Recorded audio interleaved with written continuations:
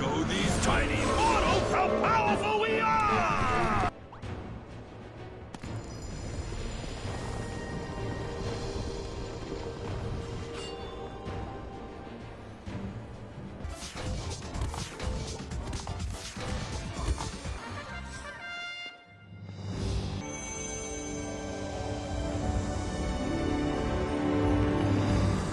Hello and welcome everyone. Welcome to the very first episode of this channel. Today we are going to be playing Ragnarok Origins. Alright, so this game is pretty close to my heart.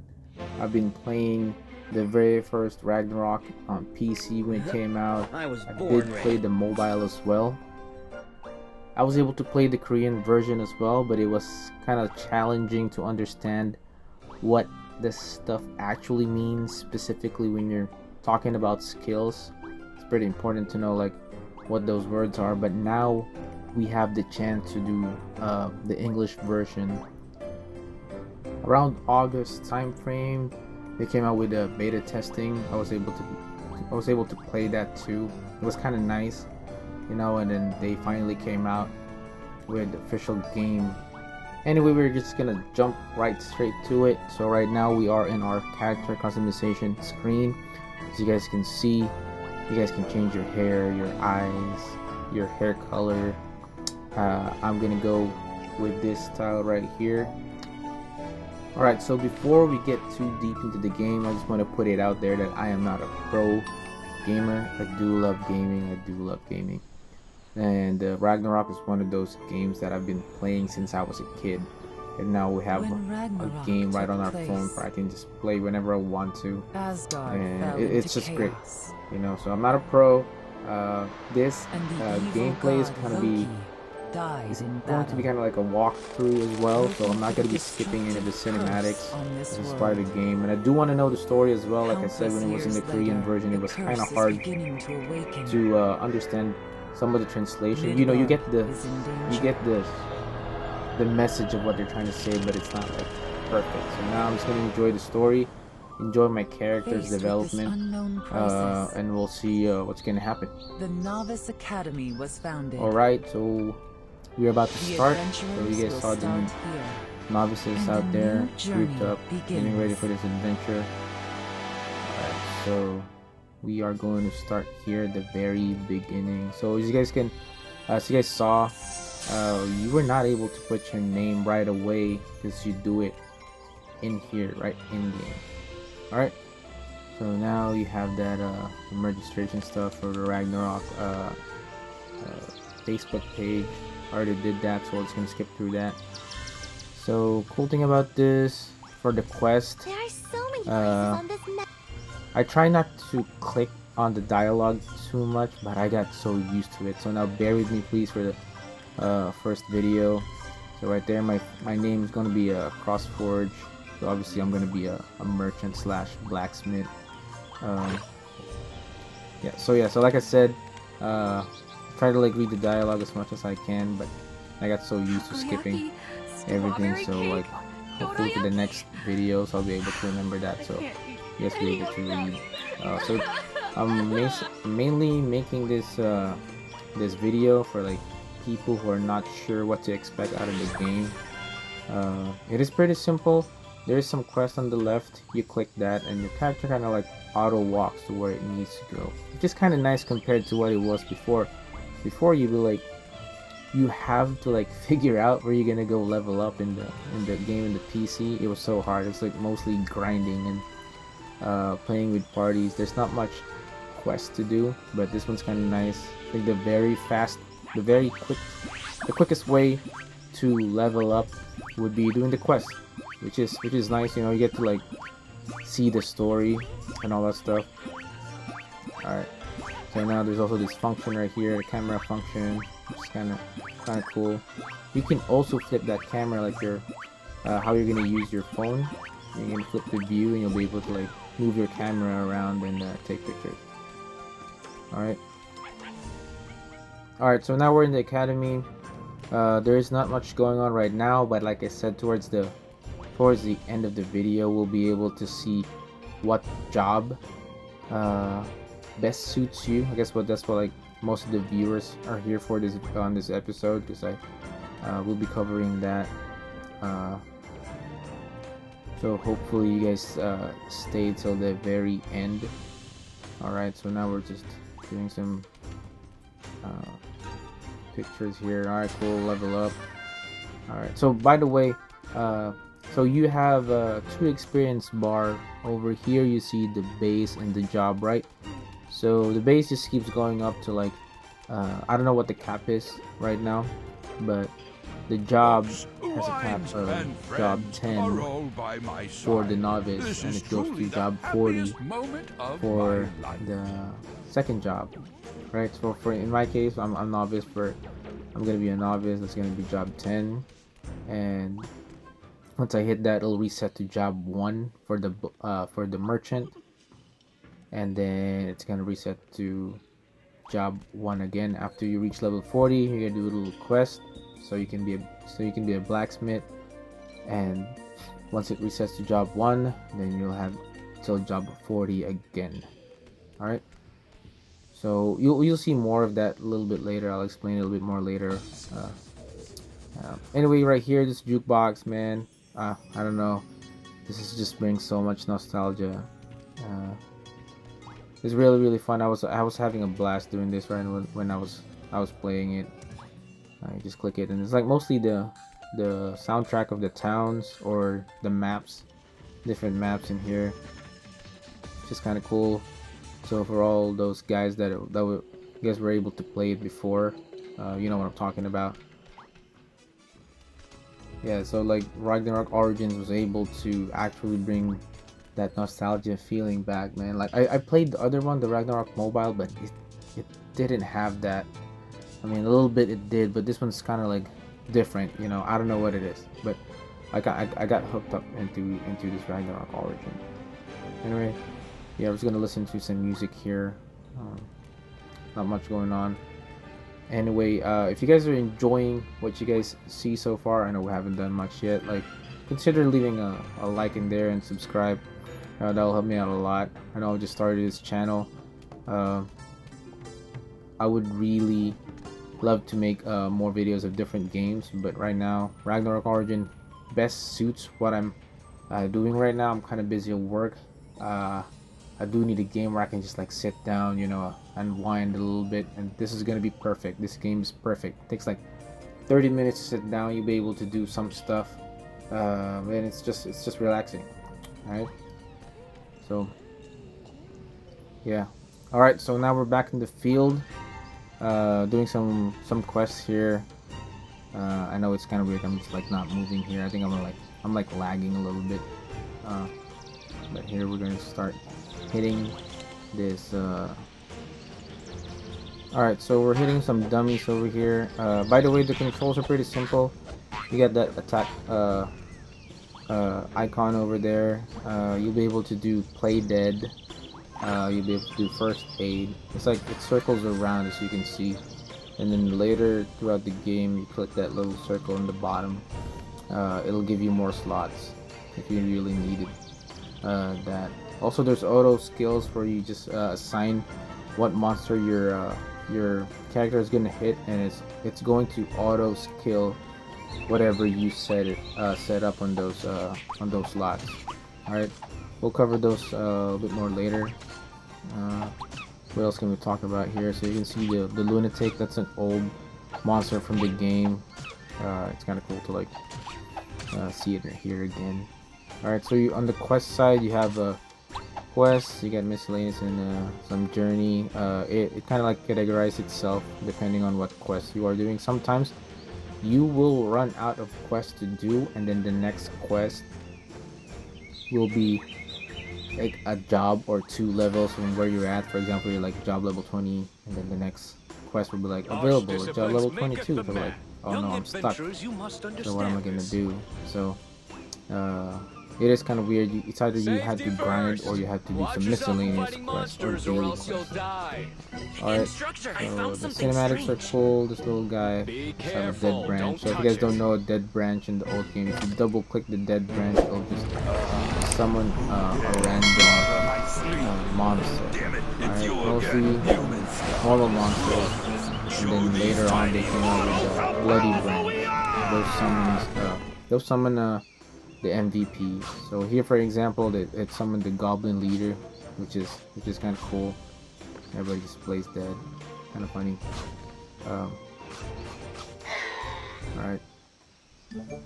What? How did all these people fall down? Goblin leader was not that strong in the very first I one. wasn't even Being trying able that to solo hard. kill this guy. So what I do like about this game when I was playing the Korean version was Vulnerable. the fact that you cannot solo kill MVP boss. I might be wrong, you know, like I stopped, and I've been seeing some videos where this one guy just solo kills MVP. I hate that. I kind of like hate that because it just defeats the purpose of just playing with somebody else, you know. I do love the fact that I have to play with somebody just to be able to beat an MVP. So MVPs are kind of like the boss, if you guys don't know. So if you're setting up like a party and you do not set up a healer, you are gonna have a hard time. Anyway, this is an auto potion dispenser setting, so you will like set up like if your life or your mana falls below a certain percentage, it'll just auto use your potion. Just be careful as you go up a higher level. Red potion won't do it anymore. It won't cut it anymore. You need to like switch into like a white potion. Alright, now we're gonna be making our way to the Goddess of War. This is where this is the part where it lets you see the difference of having putting stat points in different what do you call this, in different categories of your character. For example, if you put a lot of stats on agility, then you can see that your character tends to hit faster. If you put it on strength, your character tends to hit stronger. So it's kind of funny story. When I first started the first Ragnarok, there was no guide, no nothing, so I made an archer and I put it on strength. So I was like, oh yeah, it's like physical damage. I'll be able to do more damage. But little do I know that archers, hunters, their damage comes from dexterity, right? So those are stuff you guys need to know. If you do make a character, I'm pretty sure this guide is gonna cover it. I am not too sure. I haven't made an archer on this game before. I've only did a knight, a lord knight, and a whitesmith. I did enjoy the whitesmith better because I was able to make more money for easier. And then, you know, like I just want to set my character first, and I'll do my other character, then I'll buy the more expensive items. Alright, so you can see, you just hit it. You see how slow that hit was, and it'll make you hit that power up right there. Agility, see how it goes faster. Pop the drops, the giant drops, whatever that is. Alright, so now I'm just doing 1 damage. But we're doing a pretty fast attack speed right there. Alright, so you also have the ability to dodge monster skills here.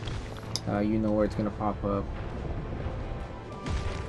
So now we're trying to get this strength power up. Can't get it. All right, there you go. So now we got like we're hitting like 60s, which is pretty strong for a novice, you know. All right, so the other stats, I don't think I'm able to like mess with those. The other ones, intelligence, those are for mages. Those are for priest, make their heal a little bit stronger, and then their magic damage for the mages a little bit more stronger. Alright, so those are the main stats. Obviously vitality, it does increase your defense and your life pool, your HP pool, pretty important as well. I don't know, I'm not sure if they brought it over here, but the agility base, your flee, for example, you have 200 flee, right? And if you're getting hit by multiple monsters, your flee gets cut in half. So it's pretty important to have vitality to catch those damage, right? High level armors to like you need to give him a plus, so it'll absorb more damage. Right now, you got to play with agility and the vitality a little The bit. more you A little bit when you get a little bit stronger later down the line. All right, so we got some free headgears here. We got some pouring hat. All right. My business may be small, but the But we are quality going of to be my getting goods some. are just as We are good. going to be getting some headgear. I think it was like free registering. I'm not sure. Maybe they're just giving it all away, but it doesn't matter. I'll take anything for free. You know. All right. Cool. So for this wardrobe stuff, you'll be able to like wear whatever you want. But if you store, for example, I stored that pouring hat, and I do want the sprite to show my pouring hat, you'll be able to click that even though you're wearing a different type of headgear, which is kind of cool, you know, because sometimes the headgear doesn't look good, but it has good stats, so you wear it, but you don't like what it looks, but you can override the sprite to show a different kind of headgear. All right, picture taking. Look at my face. That's pretty funny. All right, cool picture. Alright, so we are now at job level 9. Alright, we're 1 away. Alright, we are 1 away. Usually, oh my god, in the old one, it'll take you forever just to switch jobs. And the tests, they're a little bit more intense than what we are going to do here. Alright, so, oh, there's the cool headgear that I was talking about. Some icons. I'm not sure like what those are for. There's a lot of stuff in here that are new to me, so I tend not to use it or click it until I actually need to, just like for my stats and skills, until I hit a wall during the quest where I can't go anymore. Then I'll just leave it alone, you know, like stats. If my strength is enough to like kill whatever level monsters I'm killing, I'll just leave it there, then I'll slowly add on to it. Alright, cool.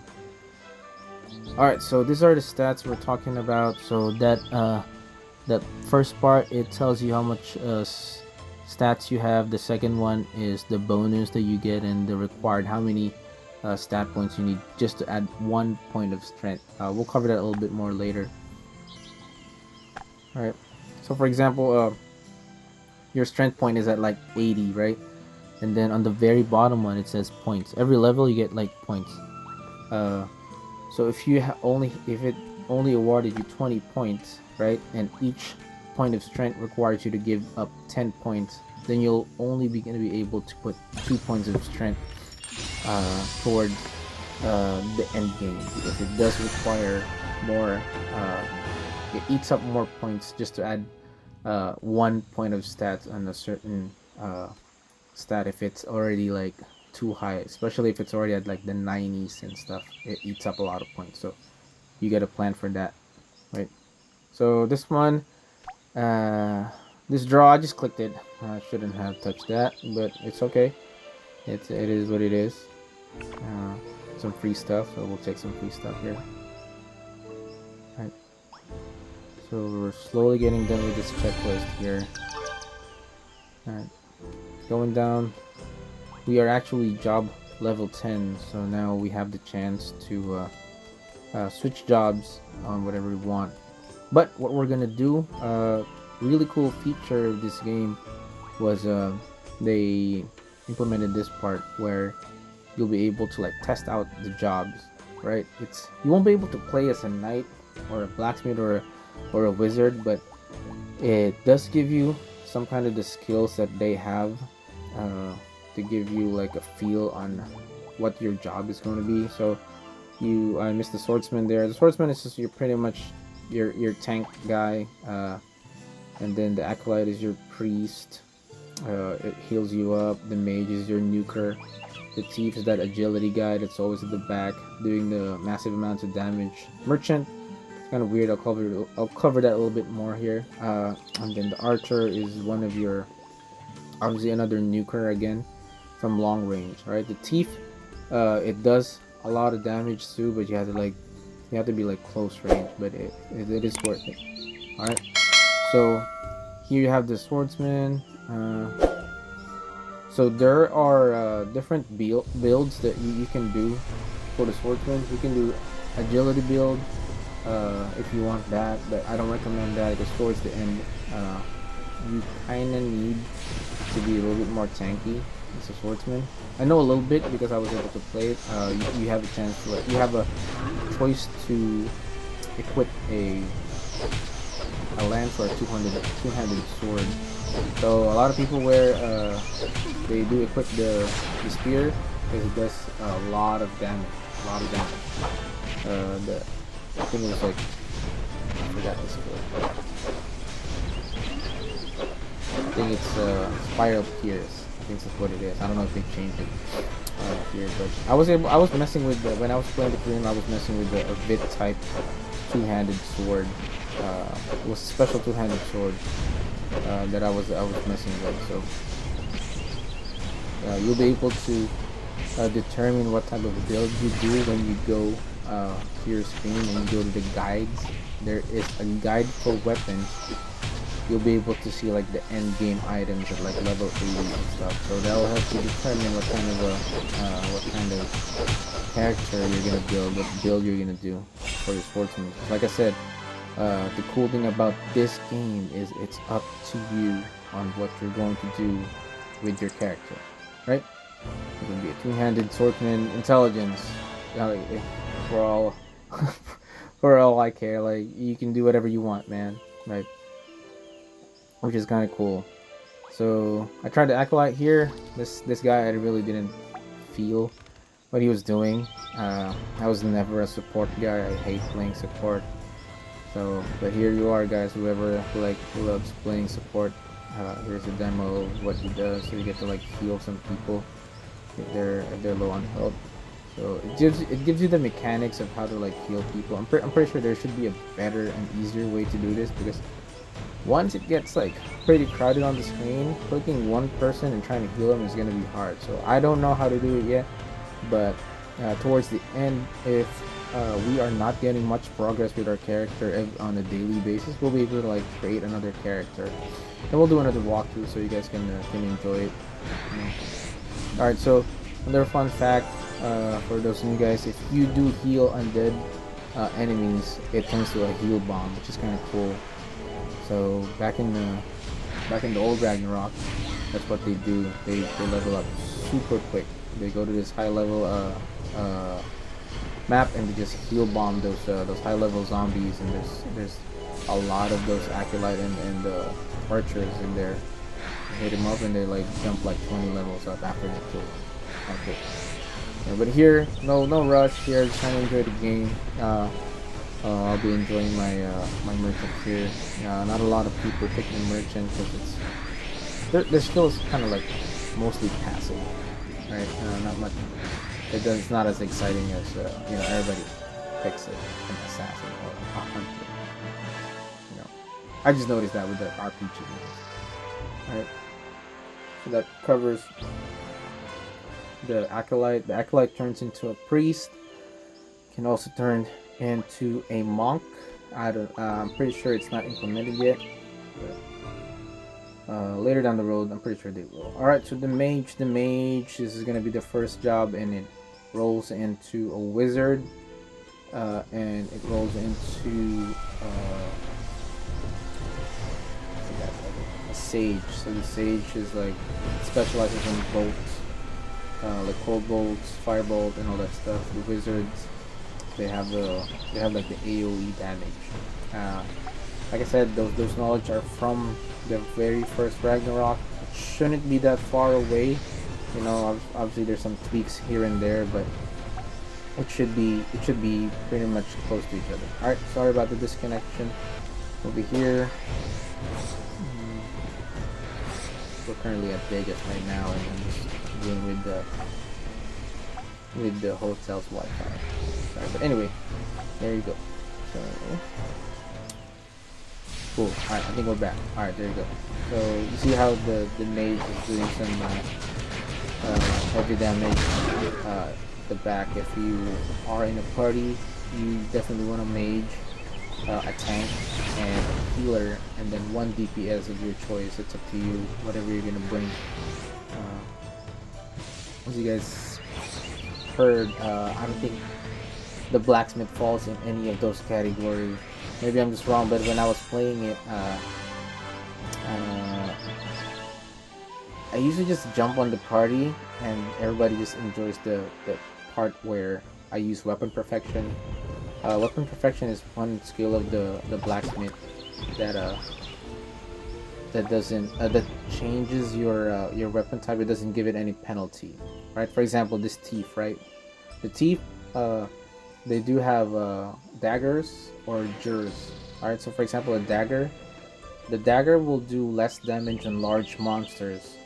That's a game mechanic, but it'll do full damage on small monsters, right? So what's gonna happen if you try to like fight an MVP with a dagger? So like your damage is gonna be it's gonna be lessened like by a huge amount. So that's when the blacksmith comes in play with the skill of weapon perfection. It eliminates that penalty for the weapon type and the size of the monster. Right? Here you'll be able to like see the AoE skill of the thief. That was kind of cool. It was never there before. The thief literally had like an increased dodge, double attack, and venom. Not much of those that new skill that he has. It's kind of cool. Help you level up a little bit faster. You can see I'm just clicking all those skills, just trying to mess with it. See if it becomes even fast, better damage. Later down the line, if you're able to do the auto attack, Edgar. Okay, so like this is kind of cool to fight an MVP. Obviously, it's not gonna be that weak. But probably like one hit this teeth if it's easier in the wild.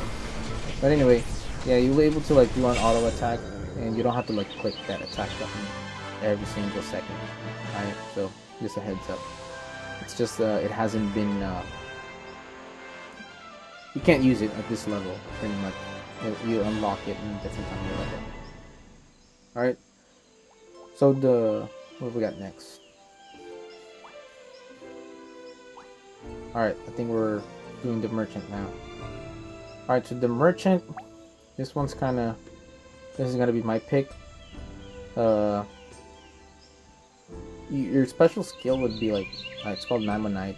You use money and you like slap it on the enemy. I don't know, I'm not a fan of that. It's kind of fun, it's kind of cool. See, like it just like throws money. Hold on, give it a second. There you go. Now it pops up.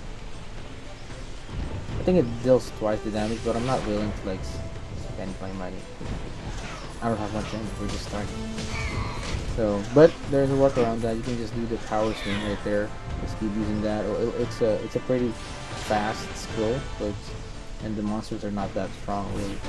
But once you hit blacksmith, that's where it matters. To be able to make converters. Converters are really good. Converters turns your weapon to a different kind of element depending on what you're fighting. For example, you're fighting a water type monster, right? The converters, I can make a converter for your axe, for your sword, for your dagger, for whatever, right? It'll turn it to a wind type and you'll be able to do more damage, which is kind of cool. And you also have the cart revolution, which it deals a good amount of damage in an area depending on the weight of your cart. Which is kind of another cool feature. You have a cart right there. If you don't see it, you can put items in there. Later, I'll show you a trick on how to maximize the weight, because the heavier your cart is, the heavier the damage would be for your cart skills. Alright, last but not least is the archer. I was able to play some archer gameplay as well in the old Ragnarok. I do like it. You gotta be quick, you gotta be fast, you gotta keep your enemies away from you. I'm not sure how it works on the gameplay here. Before, you used to like lay down traps. I'm not sure if there's traps in this game. Like I said, I'm pretty new. I didn't have a chance to like play it for a long time. I was able to play with the blacksmith and a lord knight in the Korean version. But you can see there's There's an auto charge. It'll keep your enemies away from you, and you do hit like super fast too, double strafe. You can see. You can also be an auto attacker and have your falcon hit your enemy.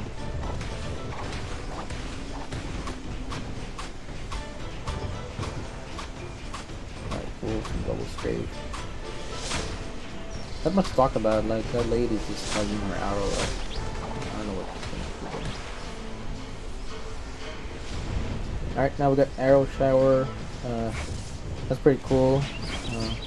Very good effect compared to what it was before. Obviously those are just like 2D before, but like, so this game, man, just brought up all this it brought all this nostalgic stuff over, and it just really feels good to play. All this, the monsters are the same, they just became 3D. The skills are almost the same. Obviously you gotta bump it up a little bit, you know. Look at this critical attack. See? You can also do that, and just non-stop arrow attack. Alright, cool. Alright. The archer also turns to a hunter and the dancer and the bard, depending on the sex of your character, whether you're doing a male or a female. Also, the merchant turns to a blacksmith or an alchemist. Again, I believe those are not out yet, but the basic jobs, they are already out. The farthest I got from the Korean version was when they came out with the paladin, and that was it. Alright, cool. So that covers most of the jobs. Hopefully that helped out. Again, just a summary. Your knight, your swordsman turns to a knight DPS, and it can also turn to a crusader, which is the tankiest character here. You got your hunter DPS, you got your mage as your nukers, you have your priest as your supports, you have the merchants. They're just doing their own thing a little bit, and they can do a little bit of DPS here and there. And then the assassins, another DPS type. Alright, so hopefully that kind of like cleared out a little bit on what job you might want to do when you first play the game. Alright, so now we are going to Alberta. Alberta is the town for the merchants, so this is where you change your job. Pretty cool. Just do some tests a little bit here and there, nothing too crazy. So now there's not much to talk about here, as you just watch the gameplay and it'll just ask you some questions and tell you to do some stuff. So again, if you guys are enjoying the content, I know there's not much that happened. I think we jumped from level 1 to level 10 in 30 minutes. Could have done it faster, 100%, but like I said, we're trying to enjoy the walkthrough, see the actual story, how it goes, and see what actually happened. Alright, so now there's gonna be a cool part too when you do change your job a little bit later. There's a little ceremony that happens, which is super cool. Alright, so now before, I remember trying to remember the numbers that they give you, so you can pick up the right box in the old game. If you don't pick up the right box, I think you're screwed before. So, but now it's just easy. You just pick up the box. Alright, big giant chest in the middle. So I think there's some monsters are gonna come over and try to take the money.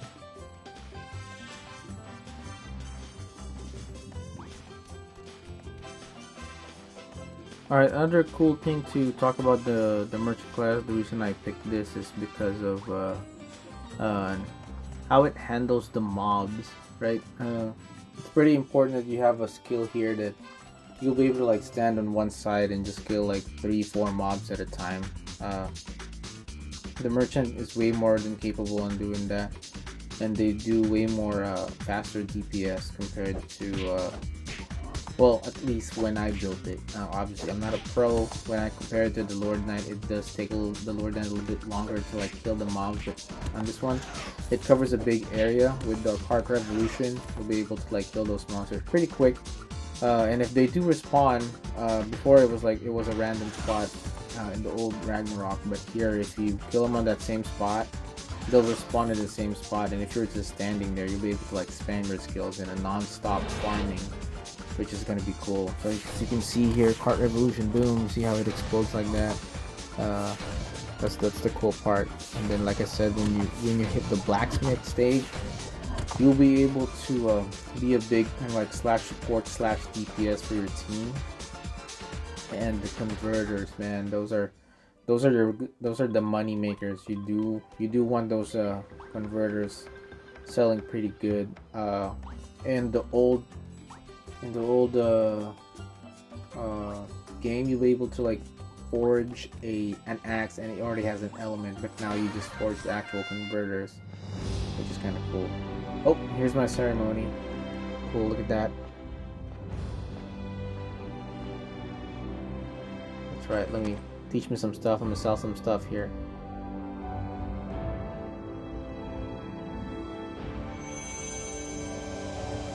Cool. Alright, time to sell some red potions. That was cool. That was a funny part before too. You'll be able to open a store before and like buy the potion for like, let's say like 35 zenny and sell it for 40 zenny, and you just watch your character there. It was one of those funny times slash like oh man, one of the ways to make money before. Anyway, also another skill of the merchant will be the discount and overcharge. Discount, you'll be able to like buy the whatever it is from the NPC much cheaper than what the other players can do. So I'll be able to buy those the potions cheaper than anybody else. So I'm gonna plan to max that out. Anyway, I've been talking for like 30 minutes straight. If you guys enjoyed the little guides, if you learned something, you know, give this video a like. If you have something to add on to the video, you know, leave a comment, man. And if you did enjoy the very first episode, subscribe for more episodes. I'm gonna try to hit up as much as videos as I can. Like I said, we got work, and we're gonna try to balance this. I'll see you guys down the road. If you guys see me in game, give me a holler. Alright, you guys have a great day.